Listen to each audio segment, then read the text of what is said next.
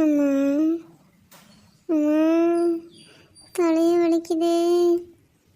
என் தங்கம், என் சாமி, ஒன்றும் இல்லைடா, சரியா போயிடும், பயப்படாத.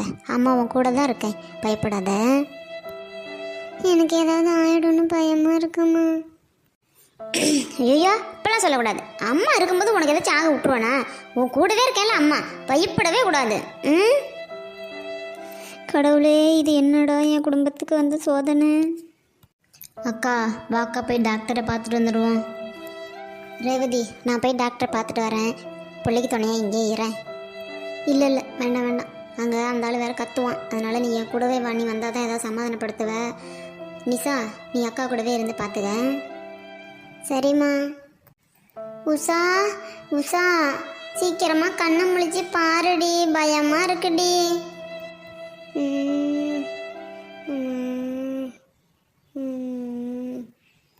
டாக்டர் ஐயா, என் பிள்ளைக்கு என்னங்க பண்ணுது? சார், என்ன ப்ராப்ளம் சார்? ஏன் சார் இப்படிலாம் பண்ணுது? நல்லா ஆக்டிவாக தான் சார் இருப்பா. இதை பாருங்க, நான் சொல்கிறத தைரியமாக கேட்கணும், பயப்படக்கூடாது. டாக்டர், நீங்கள் சொல்லும்போதே பயமாக இருக்கு டாக்டர், ஏதாவது பெரிய பிரச்சனையா? பயப்படாதீங்கம்மா, சரி பண்ணக்கூடிய பிரச்சனை தான். சரி பண்ண முடியாது அப்படிங்கிற அளவுக்கு ஒன்றும் பிரச்சனை கிடையாது, சரி பண்ணிடலாம். என்ன, கொஞ்சம் பணம் நிறைய செலவாகும்.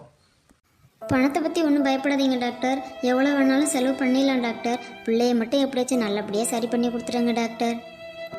என்கிட்ட நிறைய பணம் செலவாகுதுமா. இப்போ நான் எல்லா ட்ரீட்மெண்ட்டும் எடுத்துட்டேன். உங்கள் பொண்ணுக்கு பிரெயினில் கட்டி இருக்கு. ஐயா, என் ராசாத்தி, என் தங்கமே, உனக்கு இப்படி ஆகணுமாடி? என் தங்கமே, என் பவுனே, நான் என்ன பண்ணுவேன், எது பண்ணுவேன்? ஐயோ, என் குடும்பத்தில் யாருக்கும் இப்படி ஆனதில்லையே. என் தங்க கட்டிக்கு இப்படி ஆயிடுச்சே, யாரு கண்டுபட்டுச்சோ தெரியலையே. மாமா, பயப்படாதீங்க, தைரியமாக இருங்க, சரி பண்ணிடலாம். ஆனால் நீங்கள் சென்னைக்கு ட்ரீட்மெண்ட் கழிச்சிட்டு போகணுமா? அங்கே தான் நல்ல ஃபெசிலிட்டிஸ் இருக்குது, சீக்கிரமாக பிள்ளைய காப்பாற்றி கொடுத்துருவாங்க. நீங்கள் ஒன்றும் பயப்பட தேவையில்லை. என்ன குறைச்சலாக எப்படியும் ஒரு 15 லட்ச ரூபானாலும் செலவாகும். அதுவே கம்மி தான் நான் சொல்கிறேன். எக்ஸ்ட்ராவாக ஒரு 5 லட்ச ரூபா எடுத்துகிட்டு போங்க. 15 லட்சமா? நாங்கள் சாதாரண குடும்ப டாக்டர். 15 லட்ச ரூபாய்க்கு நாங்கள் எங்கே போவோம்? மெட்ராஸில் போய் யாரை பார்ப்போம்? எப்படி அலையுவோம்? நாங்கள் கொஞ்சம் விவரம் தெரியாதவங்க டாக்டர். நீங்கள் ஒன்றும் பயப்படாதீங்கம்மா, நான் கால் பண்ணி இன்ஃபார்ம் பண்ணிடுறேன். நானே எல்லாம் வண்டி முதல்கொண்டு அரேஞ்ச் பண்ணி கொடுத்துட்றேன். நீங்கள் ஸ்ட்ரைட்டாக ஹாஸ்பிட்டலே போங்க. நீங்கள் தங்குறது கூட பக்கத்துலேயே தங்குறதுக்கு எல்லா வசதியும் இருக்குது. அங்கேயே இருந்து எல்லா ட்ரீட்மெண்ட்டையும் முடிச்சுக்கிட்டு நீங்கள் வாங்க, எதுக்கும் பயப்படாதீங்க. டாக்டர், நல்லபடியாக காப்பாற்றி கொடுத்துருங்க. என்னக்கா பண்ணுறது இப்போது? ரேவதி, உன்கிட்ட எவ்வளோ பணம் இருக்கும்? அக்கா, இப்படி பிச்சு போட்டு இருக்கிறதெல்லாம் பொறுக்கி போட்டு பார்த்தாலும் ஒரு 1.5 லட்ச ரூபா வரும்க்கா.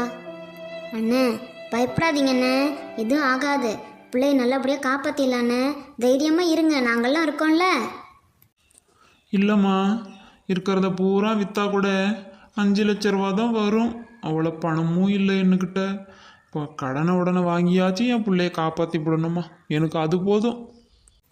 ரேவதி, நம்ம சங்கத்தில் எல்லாத்தையும் சொல்ல, யாராவது ஏதாவது பணம் காசு வச்சுருக்காங்களா என்னன்னு கேளு. நம்ம நெட்டை வழிகிட்டையும் ஒரு வார்த்தை கேளு.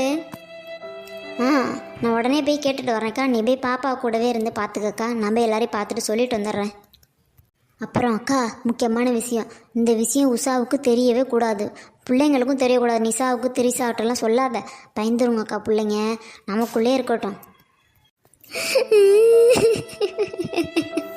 என் பிள்ளைக்கு இப்படி ஆகணும்னு நான் நினைக்கலையே. என்னடி பண்ண போகிறேன் ரேவதி? அக்கா, இப்படிலாம் அழுவாதக்கா, கஷ்டமாக இருக்குல்ல. ஏதோ நமக்கு தெரிஞ்சிச்சில்ல, அதை பார்த்து சந்தோஷப்பட்டுக்கா. தெரியாமல் இருந்து பிள்ளைக்கு ஏதாவது ஒன்று ஆயிருந்தால் நம்மளால் தாங்க முடியுமாக்கா? ஏதோ இப்போயாச்சும் நமக்கு தெரிஞ்சு போச்சு, காப்பாற்றிடலான்னு ஒரு வழியை கடவுள் காட்டியிருக்கான்ல, அதை நினச்சிக்கக்கா. அக்கா, கூடவே இருந்து பிள்ளைய பார்த்துக்க. அப்புறம் டாக்டர்கிட்ட போய் உடனே போகணுமா, இல்லை ஒரு 10 நாள் முன்ன பண்ண போகலாமா என்னென்னு வேணால் கேட்டுட்டு வா. அதுக்குள்ளே நம்ம பணத்தை ரெடி பண்ணிக்குவோம். நெட்டவள்ளி, எல்லாம் அங்கே தான் இருக்கீங்களாடி? அக்கா உங்களெல்லாம் பார்த்துட்டு வர சொன்னதுடி. என்ன ரேவதி, என்ன பிரச்சனை? எதாக இருந்தாலும் சொல்லு, நம்மளால என்ன செய்ய முடியுமோ செய்வோம். நம்ம அக்காவோட நடுப்பாப்பா இருக்கால உஷா, அவளுக்கு மூளையில் கட்டியாண்டி. என்ன ரேவதி சொல்கிற? ஏதோ ஃபுட் பாய்சன் மாதிரி இருக்குன்னு சொன்னது அக்கா. இல்லை, அதெல்லாம் ஒன்றும் இல்லை, மூளையில் கட்டியான். அதான் பிள்ளைக்கு மயக்கம் வந்துருச்சான். அக்கா துடியா துடிச்சு போயிடுச்சுடி. 15 லட்ச ரூபா பணம் வேணுமா, மெட்ராஸுக்கு போய் தான் ட்ரீட்மெண்ட் பண்ணணுமா, டாக்டர் சொல்லிட்டாரு. அதுதான் உங்கள்கிட்ட ஏதாச்சும் பணம் காசு இருக்கான்னு கேட்டு வர சொல்லி சொன்னதுடி. அச்சோ, என்ன ரேவதி, என்கிட்ட காசே இல்லையே. இருந்தாலும் உண்டியல்ல அப்பப்போ சேர்த்து வைப்பேன். என் புருஷனுக்கு தெரியாமல் கொஞ்சம் காசு வச்சுருக்கேன். அதெல்லாம் சேர்த்து பார்த்தா ஒரு 10,000 ரூபா வேணால் வரும். அதை வேணால் எடுத்துகிட்டு வந்து நான் கொடுக்குறேன். கம்மியான காசு தான், என்ன பண்ண முடியும்? நாங்களே ரொம்ப கஷ்டத்தில் இருக்கோண்டி. எனக்கே கல்யாணம் ஆகி 5-6 வருஷம் ஆகுது, புள்ள இல்லை. என் மாமியா வேற ரொம்ப டார்ச்சர் பண்ணுறா. அதையும் மீறி தான் அந்த காசெல்லாம் கொஞ்சம் கொஞ்சம் சேர்த்து வச்சுருக்கிறேன். பிள்ளைய எங்காட்டில் என்ன அடி இருக்குது, நான் பிள்ளைக்கு கொடுக்குறேன், எடுத்துகிட்டு போய் கொடு அக்கா கிட்ட. சரி தினுசா, கட்ட சொல்லிடுறேன். நெட்டவள்ளி, ஒன்றுகிட்ட கூட அக்கா கேட்க சொன்னது நெட்டவள்ளி. என்ன ரேவதி இப்படி சொல்லிட்ட? அது ஏன் புள்ள, என் அக்கா புள்ள. நான் பணம் கொடுக்காம அது என்கிட்ட கேட்டால் தான் நான் கொடுக்கணுமா? அது கேட்காமலே நான் கொடுப்பேன். ஆமாம், நான் பேங்க்கில் ஒரு 3.5 லட்ச ரூபா இருக்குது. நகை அடகு வச்சேன்னா அது ஒரு 1 லட்ச ரூபாய்க்கு வைப்பேன். கையில் இருக்கிற காசை விட்டு நான் ஒரு 5 லட்ச ரூபா ரெடி பண்ணி நான் உடனே எடுத்துக்கிட்டு வரேன். நீ போய் அக்கா கிட்ட சொல்லு. ரேவதி, என்கிட்ட கொடுக்கறதுக்கு காசு ஒன்றுமே இல்லை. இருந்தாலும் நான் வட்டிக்கு வாங்கியாச்சும் ஒரு 50,000 ரூபா கொடுக்குறேன். எல்லா காசையும் சேர்த்தோம்னா எப்படி இருந்தாலும் ஒரு 7 லட்ச ரூபா வந்துடும் போல இருக்குது. மீதி காசு ஏதாவது ஏற்பாடு பண்ண சொல்லி சொல்லுவோம். ஏதோ நம்மளால முடிஞ்சது இதுதான். நெட்டவள்ளி, புருஷன்ட்ட ஃபோன் பண்ணி கேட்க முடியுமா, பணம் எது போட்டு விடுவாரா? நீ சொல்லி தான் கேட்கணும்னு இல்லை, நான் உடனே இப்போ ஃபோன் அடித்து கேட்பேன். அவர்கிட்ட ஏதாச்சும் காசு பணம் இருந்தால் அதை கூட நான் போட்டு விட சொல்லுவேன். ஆனால் அவர் மாதம் கொடுத்துட்றாருல, அவர்கிட்ட இருக்கிறதுக்கு வாய்ப்பு இல்லை. அப்படியே இருந்தாலும் அதிகபட்சம் ஏதோ ஒரு 50,000 என்னமோ கொடுப்பாரு. இருந்தாலும் நான் கேட்பேன் ரேவதி, கேட்பேன். சரி வா, முதல்ல போய் பிள்ளைய பார்ப்போம். அப்புறம் முக்கியமான விஷயம், பிள்ளைங்களுக்கு யாருக்கும் இந்த விஷயம் தெரியக்கூடாது. 3 பிள்ளைங்களும் ஒன்று மண்ணா விளையாண்டுக்கிட்டு இருந்த பிள்ளைங்கள ஒருத்தருக்கு ஒருத்தர் மனசு தாங்காது. அதனால் யாருக்கிட்டையும் சொல்ல வேண்டாம்னு சொல்லிட்டேன். கேட்டால் மயக்கம் வர்றதுனால ட்ரீட்மெண்ட் எடுக்கிறது சென்னைக்கு போக சொல்லியிருக்கிறாங்க, வேறு எந்த பிரச்சனையும் இல்லை அப்படின்னு சொல்லிவிடுவோம்.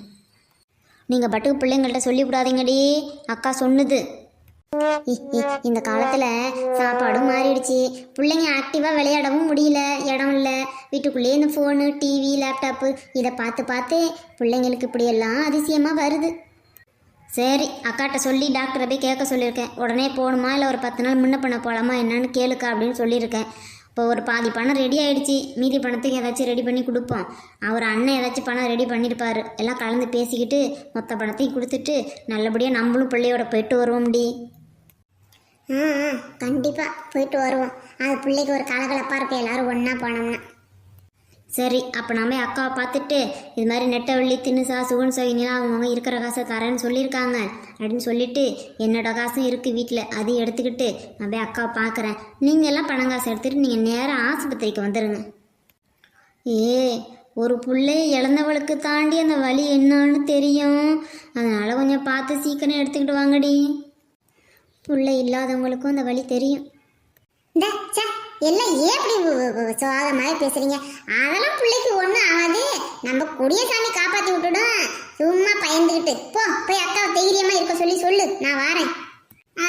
சும்மா அழுதுகிட்டு இப்பதான் கொடுமை பண்ணிட்டு கிடக்கிறவெல்லாம் நல்லா இருக்கிறான். நம்ம பிள்ளை அரியா பிள்ளை, தங்கமான பிள்ளை, அதுக்கெல்லாம் ஒண்ணுமே ஆகாது பாரு. தைரியமா இருக்க சொல்லிட்டு சொல்லு. நீ முதல்ல போய் அங்க என்ன நடக்குதுன்னு பாரு. நான் பேங்க்குக்கு போயிட்டு அப்படியே ஹாஸ்பிட்டலுக்கு வந்துடுறேன்.